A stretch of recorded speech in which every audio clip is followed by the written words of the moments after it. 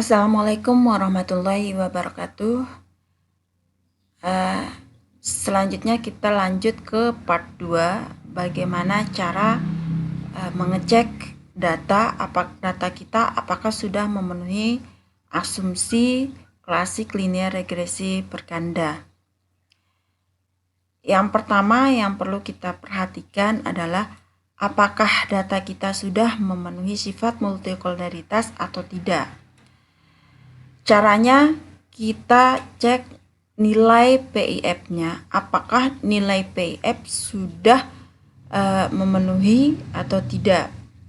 Nilai PIF tidak boleh lebih besar daripada 10. Jika nilai PIF-nya lebih besar daripada 10, berarti ada terindikasi sifat multikoloritas.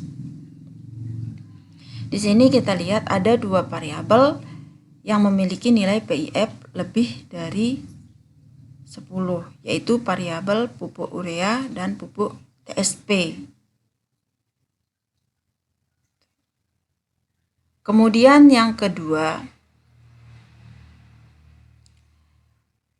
kita mengecek apakah data kita tidak memiliki sifat autokorelasi atau tidak.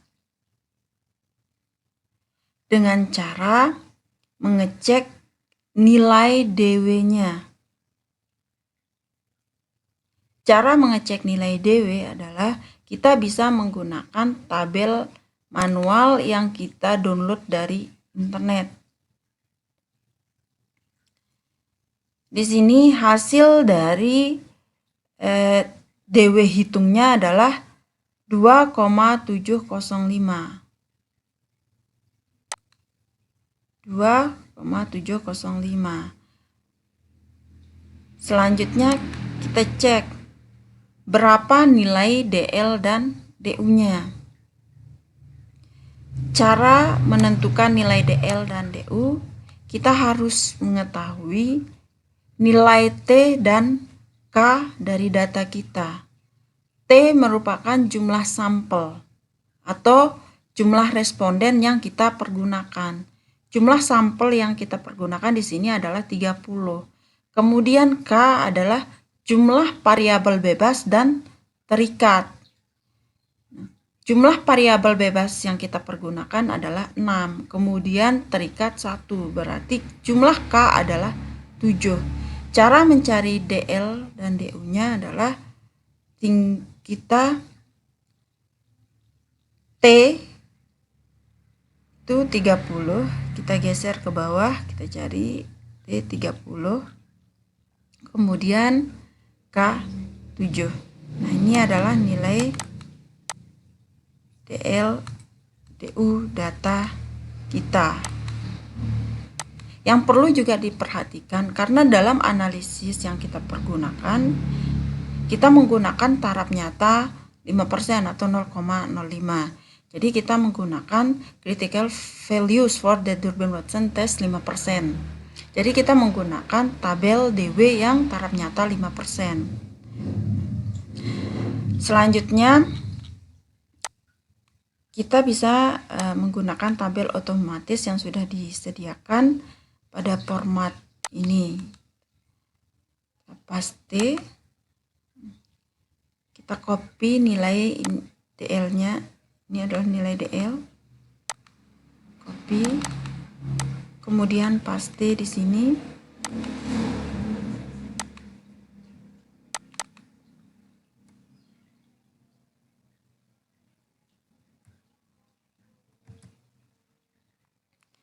Selanjutnya kita copy nilai DU-nya. Ini adalah nilai DU-nya.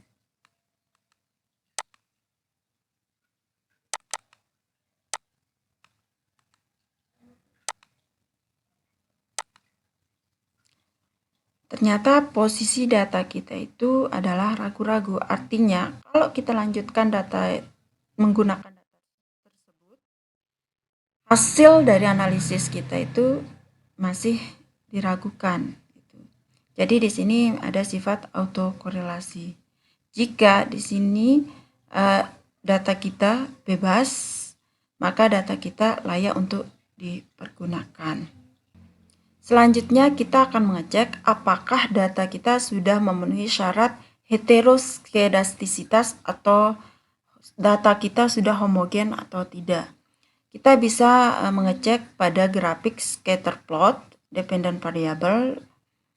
Jika data kita terpusat pada satu titik, maka data tersebut memiliki sifat heteroskedastisitas atau data kita tidak homogen.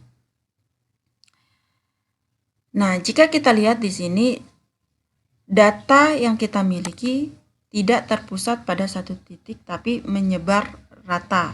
Artinya bahwa data kita sudah homogen. Jadi syarat heteroskedastisitas sudah terpenuhi. Kemudian selanjutnya adalah apakah data kita sudah memenuhi syarat normalitas. Bisa kita cek pada grafik normal plot of regression standardized residual. Nah, jika kita lihat di sini,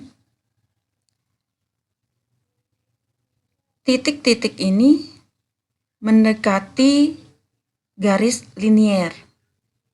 Semakin titik-titik ini mendekati garis liniernya, maka data kita sudah normal. Data kita sudah linier, berarti syarat normalitas sudah terpenuhi. Akan tetapi ada dua syarat yang belum terpenuhi. Yang pertama, data kita terindikasi memiliki sifat multikoleritas dan terindikasi memiliki sifat autokorelasi. Nah, bagaimana cara mengatasi sifat multikoleritas dan bagaimana cara mengatasi sifat autokorelasi?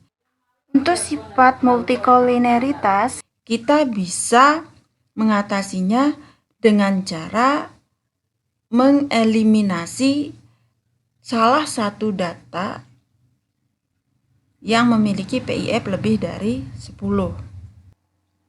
Kemudian selanjutnya, bagaimana cara mengatasi sifat autokorelasi?